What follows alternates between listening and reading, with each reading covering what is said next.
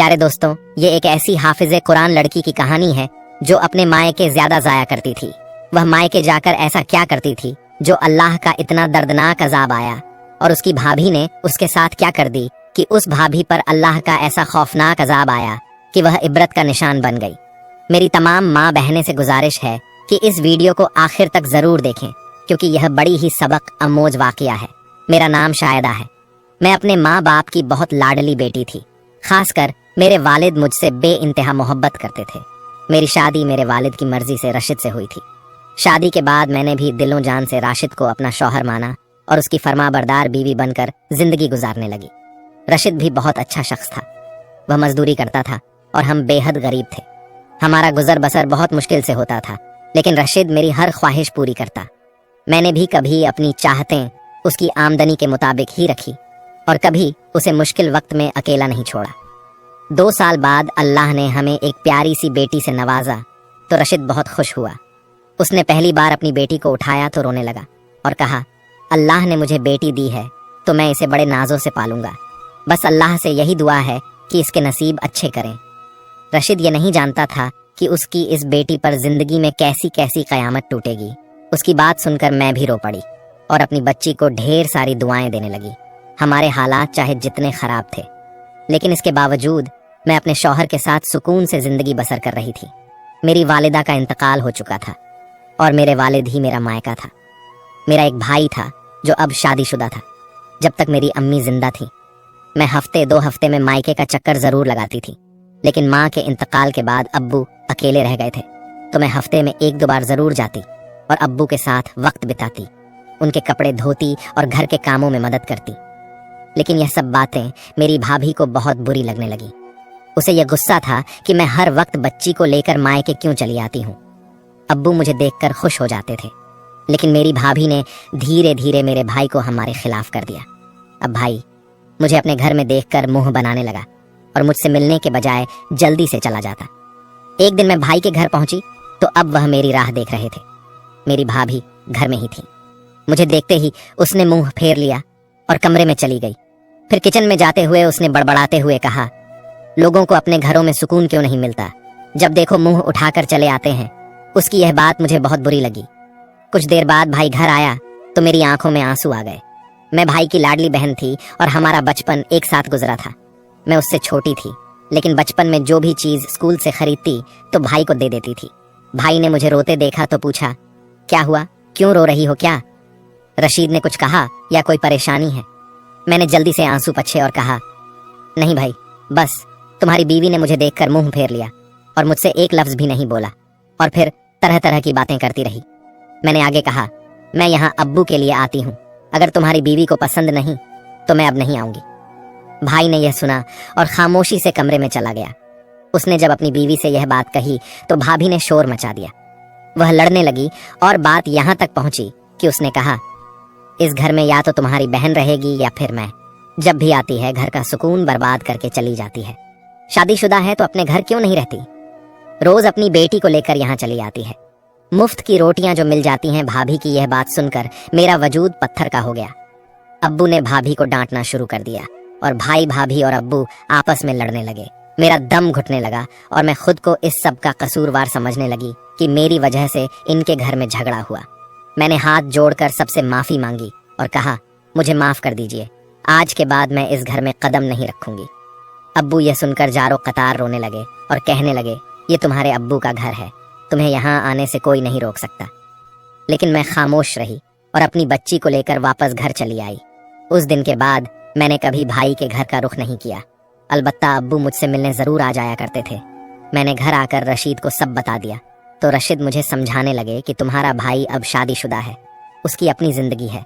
आज के बाद तुम वहां नहीं जाओगी, बल्कि अगर तुम्हें अब्बू से मिलना होगा तो मैं खुद जाकर तुम्हारे अब्बू को यहाँ ले आया करूंगा। मैं भी खामोश हो गई, लेकिन अंदर ही अंदर यह बात तकलीफ देने लगी कि शादी के बाद मेरा भाई बदल चुका है। खैर, वक्त के साथ ये बात भी मैंने सह ली और मैं अपनी बेटी के साथ जिंदगी में आगे बढ़ने लगी। बड़ी बेटी जब 9 साल की हुई तो एक रोज रशीद का फोन आया। मैंने फोन कान से लगाया तो एक गैर शनासा आवाज सुनाई दी। कहने लगे कि रशीद साहब फैक्ट्री की छत से नीचे गिर गए हैं, आप फौरन फला अस्पताल में पहुंच जाएं। یہ سنتے ہی میرے پیروں تلے زمین نکل گئی۔ میں نے فوراً اپنی بیٹی کو ساتھ لیا اور رکشہ پکڑ کر اسپتال کی طرف نکل پڑی۔ دراصل رشید جہاں مزدوری کیا کرتے تھے وہیں مستری کے ساتھ کام کرتے ہوئے چھت سے گر گئے تھے۔ جب میں اسپتال پہنچی تو رشید زندگی کی آخری سانسیں لے رہے تھے۔ وہ بری طرح زخمی تھے اور ان کی پسلیاں ٹوٹ چکی تھیں۔ میں نے یہ منظر دیکھا تو پھوٹ پھوٹ کر رونے لگی۔ میں روتی ہوئی ان کی بیڈ کے پاس جا کر بیٹھ گئی۔ کیا حالت ہو چکی تھی! میرے رشید کی ڈاکٹر صاف کہہ چکے تھے کہ اب انہیں بچانا بہت مشکل ہے۔ رشید دھیرے دھیرے سانس لیتے ہوئے میری طرف دیکھنے لگے اور کہنے لگے، میں جانتا ہوں میں کچھ لمحوں بعد اس دنیا میں نہیں رہوں گا، اور بس اتنا کہوں گا کہ ہمت مت ہارنا، میری بیٹی کا خاص خیال رکھنا، اور مجھ سے جو بھی غلطی ہوئی ہو مجھے معاف کر دینا۔ میں تمہیں اس دنیا میں اکیلا چھوڑ کر نہیں جانا چاہتا تھا، لیکن یہ کہتے ہوئے ان کی زبان ان کا ساتھ چھوڑ چکی تھی۔ میں نے سر اٹھا کر دیکھا تو رشید بالکل شانت ہو چکے تھے۔ ان کی روح پرواز کر چکی تھی۔ میری بیٹی زور زور سے چلانے لگی اور اپنے ابو کو ہلاتے ہوئے کہہ رہی تھی، ابو اٹھو ابو، لیکن ابو ہمیشہ کے لیے سو چکے تھے۔ میں وہ منظر دیکھ کر بے جان ہو کر وہیں گر پڑی اور بے ہوش ہو گئی۔ جب ہوش آیا تو رشید کی میت کو ایمبولینس میں رکھا جا چکا تھا۔ میری بیٹی کبھی میری طرف دوڑتی اور کبھی ایمبولینس کی طرف بھاگتی، اپنے ابو کو دیکھتی۔ میرا شوہر اس دنیا سے جا چکا تھا اور اس وقت ہمارے پاس نہ کوئی عزیز تھا نہ کوئی رشتہ دار، صرف ڈاکٹر اور نرس تھی جو مجھے تسلی دینے کی کوشش کر رہی تھی۔ میں نے بڑی مشکل سے خود کو سنبھالا اور بیٹی کے ساتھ گھر پہنچی۔ محلے والوں کو پہلے ہی خبر مل چکی تھی کہ اس گھر میں کوئی موت واقع ہوئی ہے، لیکن میری ہمت نہیں ہو رہی تھی کہ ابو یا بھائی کو کال کر کے بتاؤں کہ رشید اب اس دنیا میں نہیں رہے۔ میری معصوم بیٹی اب بھی اپنے ابو کے پاس بیٹھی رو رہی تھی اور بار بار انہیں اٹھا رہی تھی، مگر وہ اب ہمیشہ کے لیے خاموش ہو چکے تھے۔ کچھ دیر بعد ابو پہنچے۔ میں نے انہیں دیکھا تو اور زیادہ ٹوٹ گئی اور ان کے سینے سے لگ کر پھوٹ پھوٹ کر رونے لگی۔ بھیا اور بھابھی بھی کچھ دیر بعد آئے۔ رشید کو آخری سفر پر لے جایا گیا اور مٹی تلے دفن کر دیا گیا۔ میرا بھائی میری طرف بڑھا اور مجھے سفید چادر اڑا دی۔ یہ میری بیوہ کی پہچان تھی۔ ایک وقت تھا جب میں نے لال دوپٹہ اوڑھ کر رشید کے گھر دلہن بن کر قدم رکھا تھا، اور آج اسی گھر میں سفید چادر اڑ کر بیوہ بن گئی تھی۔ مجھے سب کچھ کسی برے خواب جیسا لگ رہا تھا۔ کبھی سوچتی کہ ابھی جاگ جاؤں گی اور سب ٹھیک ہو جائے گا، لیکن یہ خواب نہیں، حقیقت تھی۔ رشید اب نہیں رہے۔ بھیا اور بھابھی تھوڑی دیر بعد واپس چلے گئے، مگر ابو میرے پاس ہی رہے۔ اس وقت مجھے کسی اپنے کا سہارا چاہیے تھا۔ جس گھر میں ہم رہتے تھے وہ کرائے کا تھا۔ جب میری عیدت ختم ہوئی تو ایک دن مکان مالک آیا۔ اس نے پہلے رشید کے انتقال کا دکھ جتایا اور پھر کہنے لگا، بہن مجھے معلوم ہے کہ تمہارے اوپر مشکل وقت آ گیا ہے، لیکن 5 مہینے ہو چکے ہیں اور تم نے اب تک کرایہ نہیں دیا۔ میں بھی مزدور آدمی ہوں اور اس کرائے سے ہی میرا گزارا ہوتا ہے۔ اگر ہو سکے تو کرایہ دے دو تاکہ میرے بھی حالات سدھر سکے۔ یہ سن کر مجھے اور بھی فکر ہونے لگی۔ 5 مہینے کا کرایہ بہت زیادہ تھا اور میرے پاس کچھ بھی نہیں تھا۔ ابو نے مجھے تسلی دی اور کہا، فکر مت کرو بیٹا، میں تمہارے بھائی سے بات کرتا ہوں، وہ تمہارا کرایہ چکا دے گا اور تمہیں اپنے گھر لے جائے گا۔ ابو واپس گئے تو مجھے امید تھی کہ بھائی میری مدد کرے گا، مگر جب ابو لوٹے تو تھوڑے پریشان لگ رہے تھے۔ میں نے پوچھا، کیا ہوا ابو؟ بھائی نے پیسے دے دیے۔ ابو نے ہلکی مسکان کے ساتھ کہا، ہاں بیٹا میں پیسے لے آیا ہوں، تمہارا بھائی نے دے دیے ہیں۔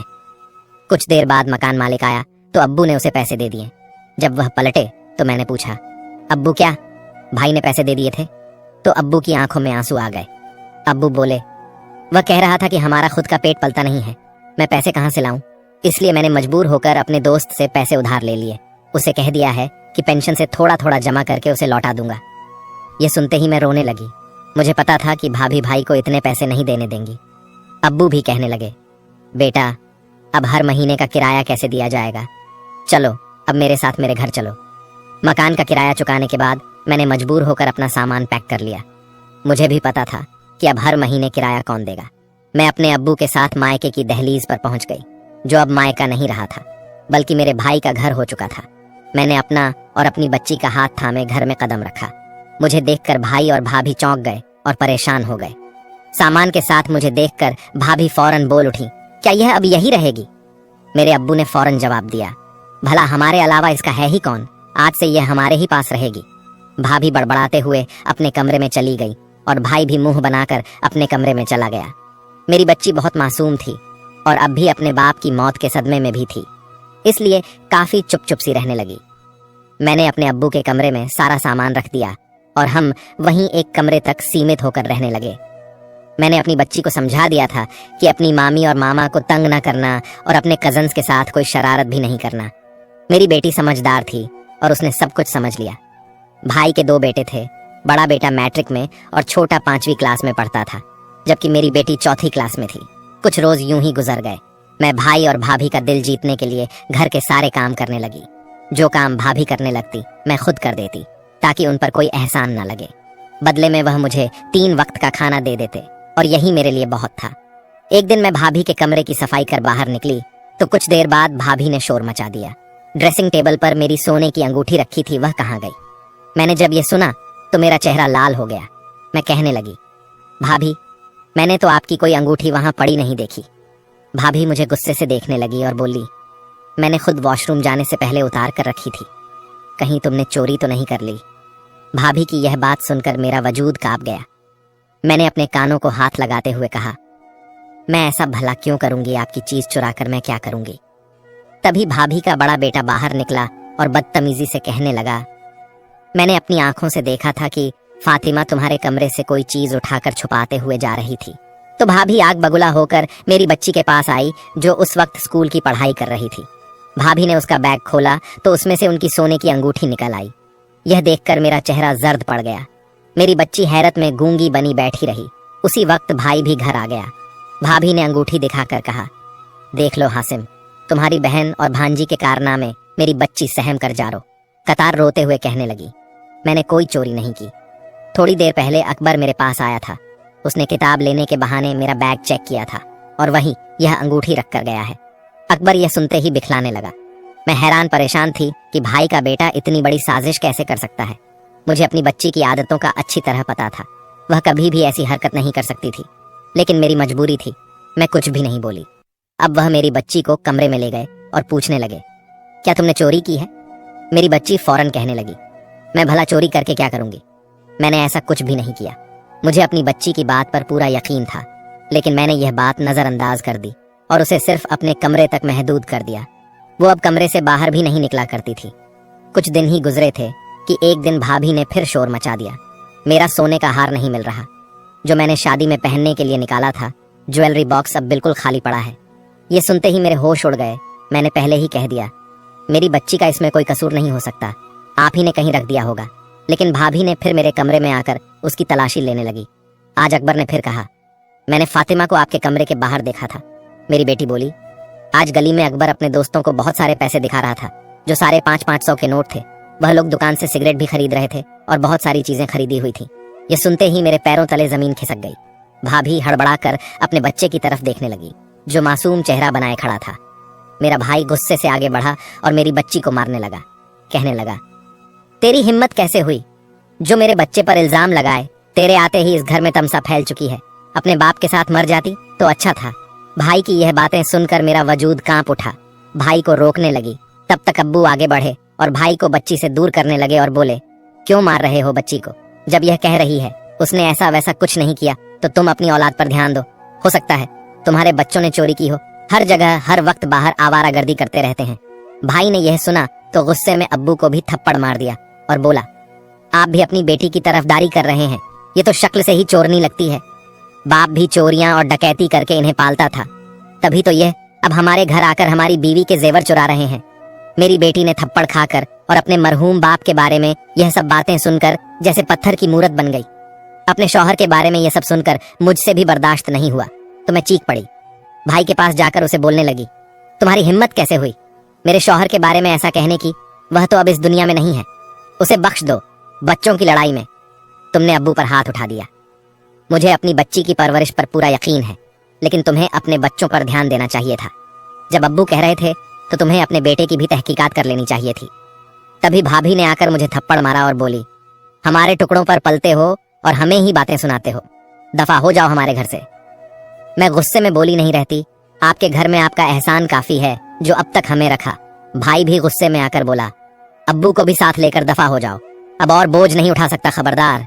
जो तुम लोगों ने दोबारा इस घर में कदम रखा, यह कहकर भाई चला गया। अब मैं क्या करती, और बर्दाश्त करना मेरे बस से बाहर हो गया था। मैंने मजबूरी में अपना सामान पैक किया। जब अब्बू को उठाने लगी तो वह अचानक पीछे गिर गए। वह बिल्कुल ठंडे पड़ चुके थे। मैं घबरा गई और उन्हें डॉक्टर के पास ले गई। भाई भी मेरे साथ था, लेकिन डॉक्टर ने बताया कि अब्बू का हार्ट अटैक से इंतकाल हो चुका था। भाभी ने फौरन कहा, ये सब तुम्हारी वजह से हुआ है। मजबूरी में मैं भाई के घर 3 दिन और रुकी, क्योंकि रिश्तेदार आ जा रहे थे। जैसे ही यूं खत्म हुआ, भाई ने मुझे घर से निकाल दिया। मैं मजबूरी में अपनी बच्ची को लेकर पास की झोपड़ी की तरफ चली गई, जहां भिखारी रहते थे। वहां एक बूढ़ी औरत बैठी थी। मैंने उसे अपनी पूरी कहानी सुना दी। उस औरत ने कहा, बेटी, तुम मेरे साथ इस झोपड़ी में रह सकती हो। हम दोनों भीख मांगकर गुजारा कर लेंगे। वक्त इसी तरह गुजरने लगा। मैं अपनी बच्ची को लेकर उस औरत के साथ भीख मांगती रही। एक दिन हम उसी मोहल्ले से गुजरे जहां भाई का घर था।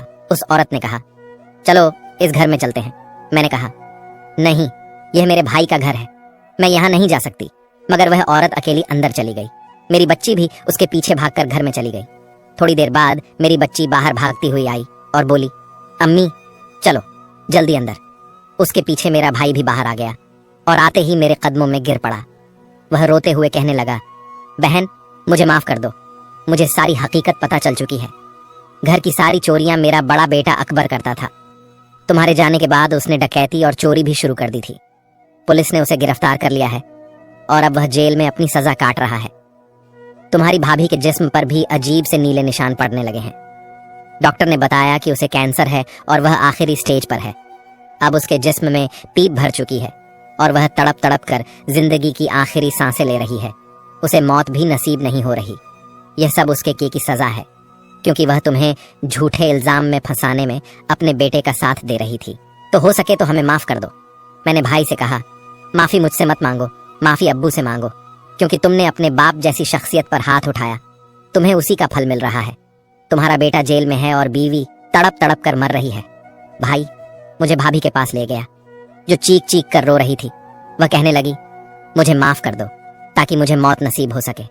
मुझे माफ कर दो ताकि मुझे कब्र नसीब हो सके। उसकी हालत देखकर मेरी रूह कांप गई। मैंने उससे कहा, मैंने तुम्हें माफ किया। दुआ करो कि अब्बू भी तुम्हें माफ कर दे और तुम्हारी आखिर तब बर्बाद ना हो। कुछ दिनों तक भाभी तकलीफ में रही और फिर उसे मौत नसीब हो गई। भाई ने उसकी तदफीन कर दी। अब भाई और मैं अपनी बच्ची के साथ उसी घर में अकेले रहते हैं। हम दोनों अक्सर यही सोचते हैं कि काश रिश्तों में यह नफरतें और मक्कार ना होती, तो आज हम सब मिलकर खुशहाल जिंदगी बसर कर रहे होते। काश लोगों में एक दूसरे को नीचा दिखाने की सोच ना होती, तो आज हमारी जिंदगी खुशियों से भरी होती। मक्कारी करने वाले अपनी जिंदगी तो बर्बाद करते ही हैं, साथ में मासूम और बेगुनाह लोगों की भी जिंदगी तबाह कर देते हैं। प्यारे दोस्तों, अगर यह वाकया आपको अच्छा लगा है तो सबसे पहले अपने फैमिली, दोस्तों, रिश्तेदारों में शेयर जरूर करें, क्योंकि उन्हें भी इबरत हासिल होगी। और चैनल को सब्सक्राइब करके कमेंट बॉक्स में अल्लाहू अकबर जरूर लिखिएगा। शुक्रिया।